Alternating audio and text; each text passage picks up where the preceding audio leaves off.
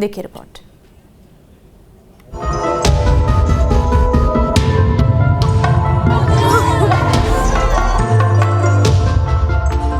सवालों में बिहार की कानून व्यवस्था। दिन दहाड़े पत्रकार की हत्या से हड़कंप। घर के बाहर बुलाकर बदमाशों ने मारी गोली। अपने भाई के हत्याकांड का गवाह था पत्रकार।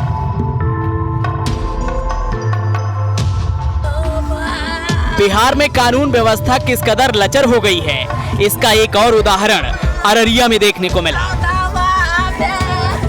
जहां दैनिक अखबार के एक पत्रकार को दिन दहाड़े गोली मारकर मौत के घाट उतार दिया गया। लॉ एंड ऑर्डर को लेकर प्रदेश सरकार दावे करते नहीं थकती, लेकिन धरातल की सच्चाई यही है कि बिहार में बदमाशों के मन में कानून का खौफ ना के बराबर है। पुलिस प्रशासन तो क्या ही कहना, आलम यह है कि प्रदेश में शासन प्रशासन पस्त है और अपराधी मस्त हैं। खुलेआम हथियार खरीदते हैं और लोगों को गोलियों से भून देते हैं। अब तो पत्रकार भी अपराधियों के निशाने पर हैं। दरअसल अररिया में पत्रकार विमल यादव की हत्या कर दी गई है। घर में घुसकर 4 बदमाशों ने उन्हें गोली मारी।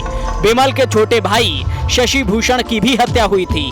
2 साल पहले बदमाशों ने शशि भूषण की हत्या कर दी थी। विमल के छोटे भाई गांव के सरपंच थे और भाई के मर्डर के इकलौते गवाह थे विमल। कई बार पहले भी गवाही देने से विमल को रोका गया था। भाई की हत्या मामले में अभी ट्रायल ही चल रहा है। 18 अगस्त को मामले में सुनवाई होनी थी, लेकिन अगली सुनवाई से पहले ही बदमाशों ने उन्हें मौत के घाट उतार दिया। जानकारी के मुताबिक अपराधियों ने पत्रकार को घर से बाहर बुलाकर गोली मार दी। अपराधियों ने पहले सुबह सुबह उनके घर का दरवाजा खटखटाया और आवाज देकर बाहर बुलाया। जैसे ही विमल घर का दरवाजा खोलकर बाहर निकले, बदमाशों ने उनकी गोली मारकर हत्या कर दी। विमल यादव के 2 बच्चे हैं, एक बेटी और एक बेटा। पत्नी का रो रो कर बुरा हाल है। बच्चों के सिर से पिता का साया उठ चुका है। वारदात के बाद से पत्रकार का पूरा परिवार सदमे में है। वहीं हत्या से इलाके में हड़कंप मचा है। पत्रकारों में भी आक्रोश का माहौल है।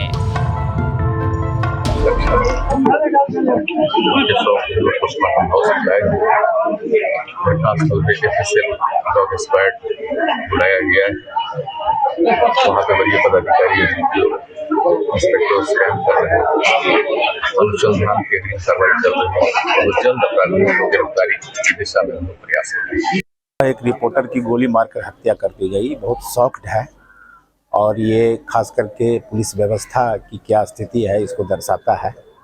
और जो आम चर्चा है उसके हिसाब से उसकी भाई की भी 2 वर्ष पूर्व हत्या हुई थी और उसके सिलसिले में वो सक्रिय थे।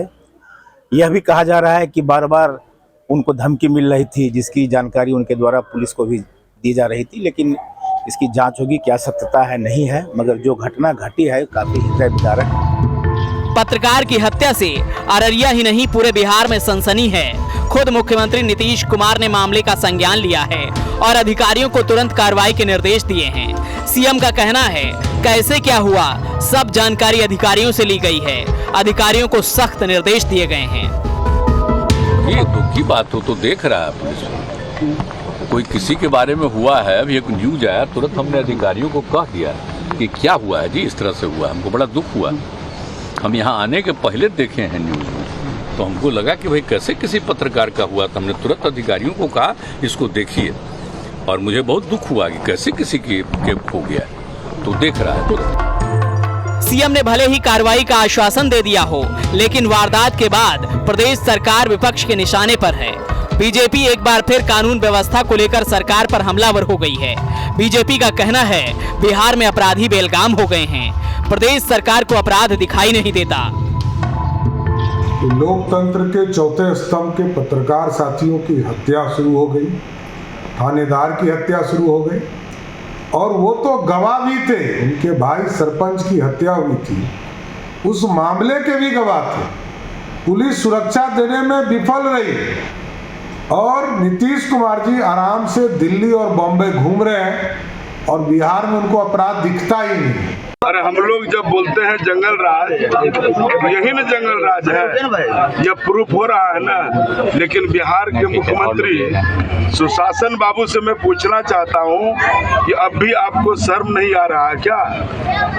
बेशर्मी का भी पार कर गई है सरकार।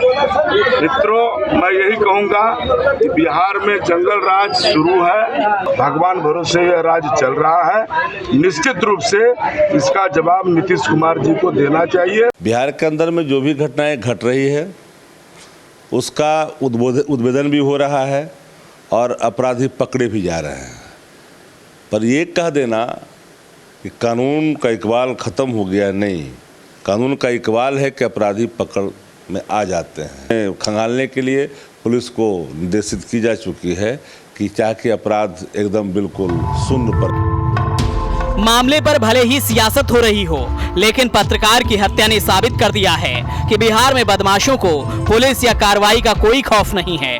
अब तो लोकतंत्र के चौथे स्तंभ कहे जाने वाले पत्रकार भी सुरक्षित नहीं हैं। अररिया से राकेश कुमार और पटना से आदित्य झा के साथ bureau report, news state Bihar Jharkhand.